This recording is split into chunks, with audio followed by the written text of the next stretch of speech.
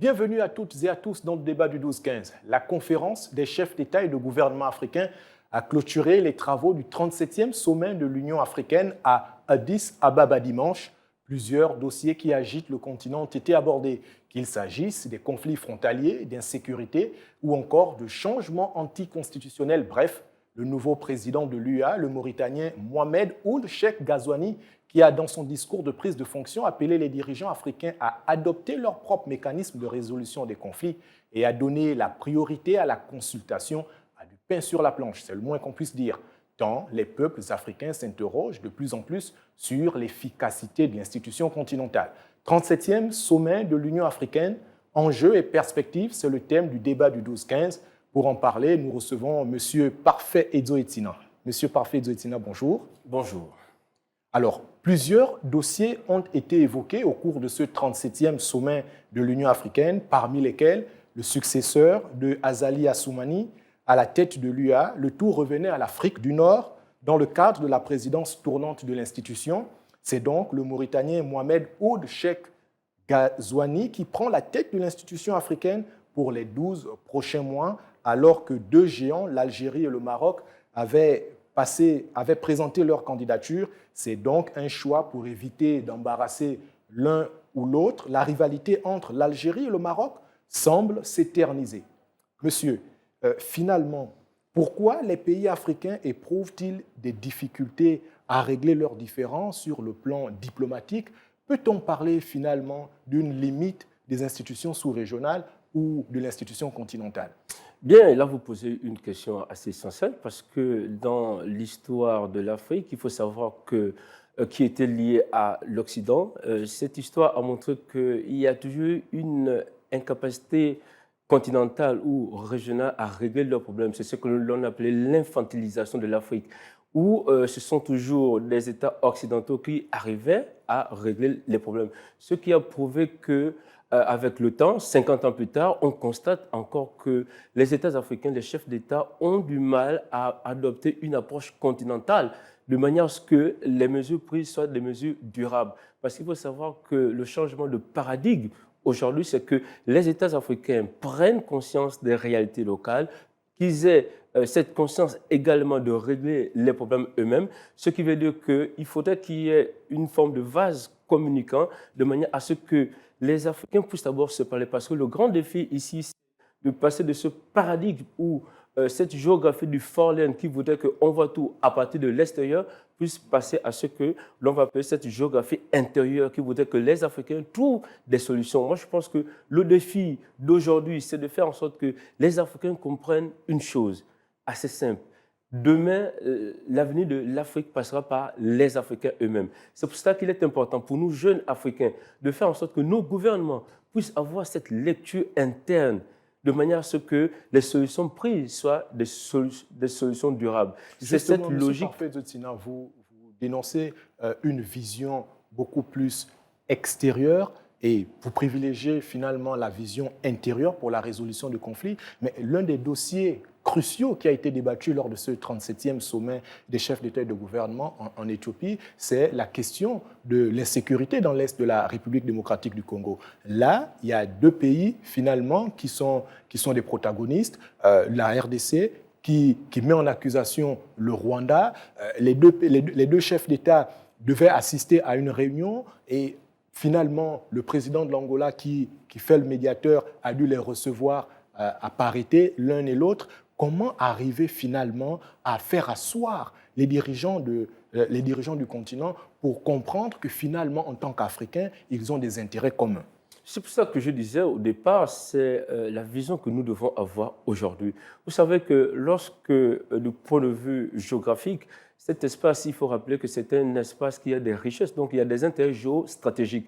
Qui dit intérêt veut dire qu'il y a forcément une main invisible. Donc l'histoire a montré qu'on préfère qu'il y ait une instabilité dans ce pays africain pour que finalement le principal acteur puisse agir, puisse avoir accès et le contrôle de cette ressource. Parce que derrière tout ça, il y a la question géostratégique. Comment avoir la mainmise des ressources africaines sans que les Africains eux-mêmes ne soient bénéficiaires? La question était posée et la question de l'instabilité est un moteur, est un véhicule géopolitique pour ces États occidentaux qui voudraient que l'instabilité profite à ceux qui puisent ces matières premières. La question d'aujourd'hui est de savoir pourquoi ne pas mettre ensemble les intérêts entre le Rwanda et son voisin congolais pour que les populations, parce que la finalité ici, c'est que les populations doivent avoir accès de ces ressources, faire en sorte qu'il y ait un développement.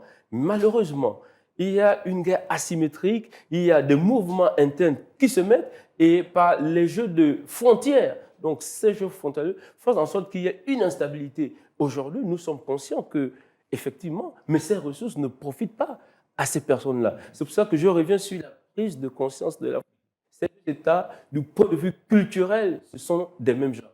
Comment comprendre que ces mêmes peuples n'aient pas la capacité de trouver des solutions durables? Je pense qu'aujourd'hui, en tant qu'Africain conscient, il me revient de dire à ces présidents de s'asseoir. L'heure est venue aujourd'hui aux présidents de prendre conscience que l'Afrique ne pourra être prospère que si elle est unie. Et l'unité passe justement par la compréhension des chefs d'État africains. Vous ne croyez pas si bien dire, M. Parfait Zosinan, parce qu'on se pose quand même la question de savoir qui alimente finalement ces rebelles qui sèment la terreur au sein de l'Est de la RDC. Il y a quand même une institution sous-régionale qui existe, la SADC, qui fait de son mieux pour essayer de concilier toutes les parties, pour essayer de trouver un terrain d'entente. Mais l'on constate finalement que malgré toutes les initiatives diplomatiques, on a du mal à trouver finalement des solutions, au point qu'on envoie des forces armées pour essayer d'aller faire une intermédiation, mais on le sait, on est en République démocratique du Congo, il y a une force qui existe depuis longtemps, une force onusienne qui existe depuis longtemps. Mais comment expliquer que jusqu'à présent, finalement, on ne puisse pas ramener la sécurité dans cette partie de ce très grand pays africain? Je vous disais dès le départ que l'instabilité est une programmation géopolitique. Il faut comprendre dans la subtilité des mots. Cette instabilité profite à qui? Effectivement, mais cette réponse-là, elle profite à ceux qui veulent avoir accès et le contrôle. Le territoire et la richesse est très fondamental. À partir du moment où on pousse des richesses là-bas, il est clair que l'ambition première des États, parce qu'il faut savoir que l'État a pour but l'acquisition de la puissance. Nous sommes dans des guerres quotidiennes. C'est pour cela que nous devons comprendre pourquoi les frères africains, les frères voisins, si on laisse la notion de frontière, si on prend l'Afrique comme une unité d'espoir, comment comprendre que deux frères puissent ne pas s'entendre? Qui est au milieu? Qui distille ce conflit ou ces rivalités pour que ces richesses ne profitent pas aux populations? Moi, je pense que la leçon géopolitique, en tant qu'Africain, c'est de faire en sorte que ces présidents comprennent maintenant que c'est un jeu. L'instabilité ne profite pas à l'Afrique. Aujourd'hui, c'est l'approche participative, c'est cette façon que nous voulons aujourd'hui que l'Afrique soit unie. Parce que nous avons longtemps compris qu'en étant divisés, nos richesses ont profité à d'autres continents. Justement, cela nous conduit à évoquer les changements anticonstitutionnels qui ont également occupé une place de choix sur la table des dirigeants africains à ce 37e sommet de l'Union africaine. 4 pays en Afrique ont connu donc des changements constitutionnels, y compris le Gabon, ici en Afrique centrale. Le reproche des peuples vis-à-vis des institutions sous-régionales, continentales et internationales vise l'inaction de celles-ci au moment où les peuples subissent les abus des pouvoirs aux abois et quand les forces de défense et de sécurité décident d'intervenir, prennent leurs responsabilités, défendent donc leurs compatriotes et leur nation, la communauté internationale est prompte à infliger des sanctions. Faut-il accroître les prérogatives des institutions sous-régionales, finalement, pour qu'elles arrivent à agir beaucoup plus en amont et pas seulement en aval lorsqu'il y a des crises, de votre point de vue? Là encore, c'est une question fondamentale parce qu'il faut savoir que la question des résultats ou de la passivité d'un État, ce sont des questions internes. Lorsque l'on attend trop de l'extérieur, c'est ce que je disais, lorsque vous attendez toutes des organisations, vous savez qu'aujourd'hui, ce sont les solutions locales qui sont les plus ou moins durables. Ce sont les enfants d'un État qui doivent en principe s'asseoir.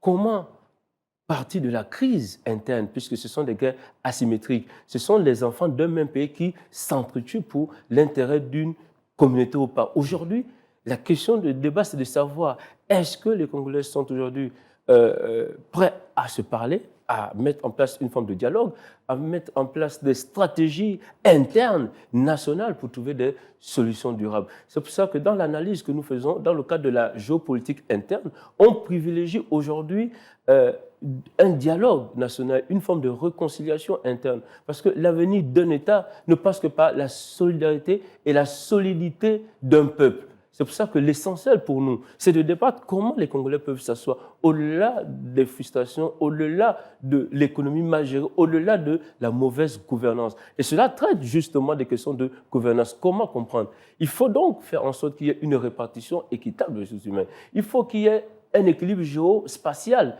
faire en sorte que toutes les communautés soient comprises dans la sphère de l'État. C'est ce qu'on appelle les forces centrifugeuses. Faire en sorte que toutes les communautés, quel que soit l'espace, quelle que soit l'échelle, puissent être contents, puissent se représenter dans ce que le gouvernement fait. Maintenant, lorsqu'il y a cette forme qui est appliquée de manière interne, on peut maintenant susciter l'extérieur pour justement amener à faire en sorte qu'il y ait des mécanismes pour que effectivement ce pays soit stable.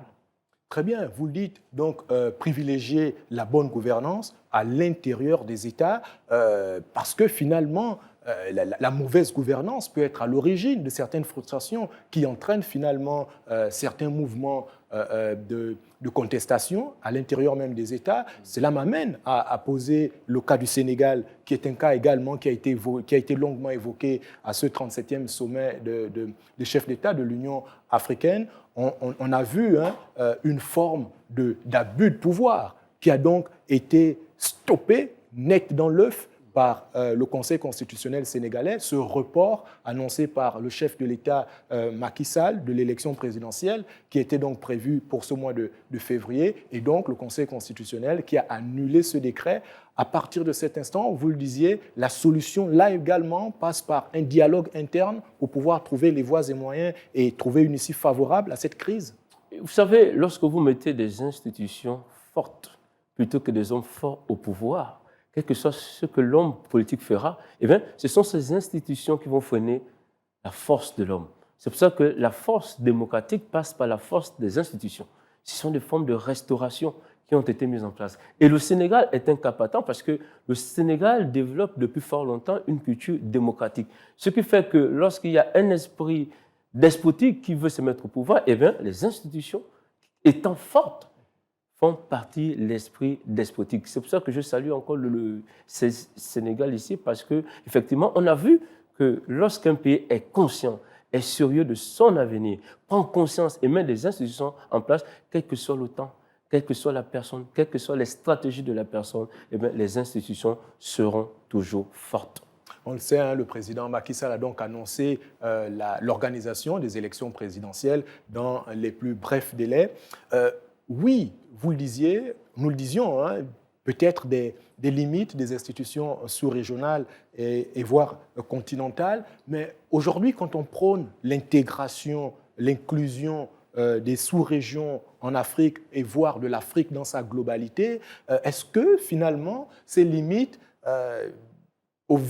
face à ces limites, la solution serait de se retirer des institutions sous-régionales? Parce qu'on l'a vu quand même du côté de l'Afrique de l'Ouest, certains pays, mais vraiment prendre des décisions radicales et sortir des institutions sous-régionales au motif que bon, ces institutions sous-régionales ne garantissaient pas finalement leurs intérêts, l'insécurité qui est criarde dans ces pays. Il y a eu des changements anticonstitutionnels tout de suite derrière des sanctions, et donc ces pays ont décidé de se retirer. Est-ce que c'est la solution aujourd'hui? Vous savez, c'est un contexte géopolitique particulier en Afrique de l'Ouest, largement dans le Sahel, parce que les pays qui sont sortis ont une expression, ont une lecture de la CEDEAO, une lecture géopolitique, c'est-à-dire que ils ont l'impression que les débats de la CEDEAO ne favorisent pas l'intégration de l'Afrique de l'Ouest. Ils ont l'impression qu'il y a une forme de mainmise occidentale qui viendrait remettre en cause la volonté des peuples africains à asseoir une démocratie par eux-mêmes. Dans ce cadre, dans ce contexte particulier, eh bien, ils ont simplement décidé de partir. Non pas pour dire aux Africains que nous sommes contre vous, mais pour dire que la même mise qui est derrière, qui agit contre la volonté des peuples africains, est présente dans ce cas précis, faite avec la carte géopolitique occidentale ou française, pour parler ainsi, et nous, Africains, nous continuons notre débat, parce qu'il faut savoir qu'il y a deux débats. Il y a le débat des peuples africains qui veulent se lever et défendre leur continent. Il y a le débat des peuples africains qui veulent s'affranchir de la tutelle occidentale, de ce mariage vicieux qui n'a rien apporté aujourd'hui.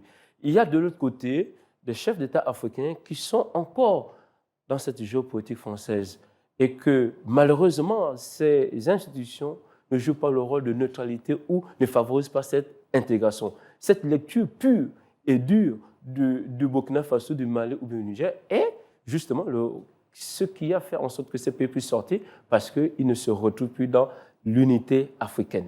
Donc, si on vous suit, c'est à la fois donc, cette volonté d'union qui peut expliquer le retrait, mais tout de suite derrière, la création de l'AES. Mais c'est pour donner une autre vision. Vous savez que l'histoire a montré que lorsque un système tend à s'imposer, et comme on l'a vu en Afrique, dans l'histoire de l'Afrique, dans la relation coloniale entre, pour parler de l'Afrique française, francophone, on sait très bien que le Burkina, le Mali, le Sénégal protestent un petit peu la mainmise, protestent un petit peu la façon dont les relations ont été qualifiées parfois de relations de subordination. Aujourd'hui, ces États veulent passer d'une relation de subordination à une relation de coordination. Ça veut dire qu'à une relation où un État africain peut avoir la même place qu'un État occidental, qu'un État français. Et lorsque ces peuples, avec plus de maturité aujourd'hui, avec plus de conscience, avec des visionnaires, avec des personnes aguerries et des militaires, eh bien, ils ont compris la stratégie géopolitique aujourd'hui, puisque en face, il y a des stratèges. Ils comprennent toutes les manipulations qui ont toujours fait en sorte que ces pays soient dans une forme de sous-développement. Et cette France-Afrique, nous sommes conscients aujourd'hui, n'a rien apporté. Et il leur faut créer donc un couloir, puisque la mondialisation exige que les États se mettent ensemble, eh bien, ils partent simplement d'un couloir à un autre pour mieux s'exprimer. Très bien, vous l'avez dit, donc il y a quand même cette volonté qui reste forte des États africains de défendre jalousement leur souveraineté. On pense par exemple au Gabon, qui vient justement de racheter une entreprise pétrolière. On le sait, le pays est 5e producteur de pétrole sur le continent. Et pour la première fois, le Gabon a racheté la holding Assala Energy. C'est là également une affirmation de la volonté économique, la souveraineté économique du pays. Bien sûr, là, vous posez carrément la question de l'accès et le contrôle d'une richesse. Vous savez, lorsque une richesse vous rapporte plus de 51 ou 52% à votre économie, cette richesse devient alors une richesse stratégique. Si elle devient une richesse stratégique, l'État, par conscience, doit avoir l'accès et le contrôle de cette richesse. Vous savez, deuxièmement, que le pétrole, c'est le offshore. C'est le contrat de la mer. C'est la relation entre l'État et la mer, donc la souveraineté économique qui s'exprime. Il est important qu'une ressource stratégique soit gérée au moins en partie par un État qui détient cette ressource. Je pense que c'est une prise de conscience, c'est une souveraineté économique. Il faut l'appliquer à plusieurs niveaux pour que nous ayons ces leviers de commandement, que nous prenions des décisions pour développer notre pays. Parce qu'on ne développe pas un pays avec une ressource qui nous est simplement transférée en crédit. On développe un pays avec les ressources, avec la formation des Gabonais, avec la capacité d'agir et de définir nous-mêmes notre futur. Merci Francis. Parfait, Edzo-Etina. Souveraineté économique, c'est ce que nous retenons. Les pays africains, à l'ère moderne, revendiquent de plus en plus leur souveraineté, malgré tous les défis qui se posent à eux. Nous recevons donc Francis Parfait Edzo-Etina, autant pour moi, pour discuter donc du 37e sommet des chefs d'État et de gouvernement à Addis Abeba le week-end dernier. Parfait Edzo-Etina, merci beaucoup d'être passé sur le plateau du débat du 12-15 et à très vite pour un prochain numéro. C'est moi.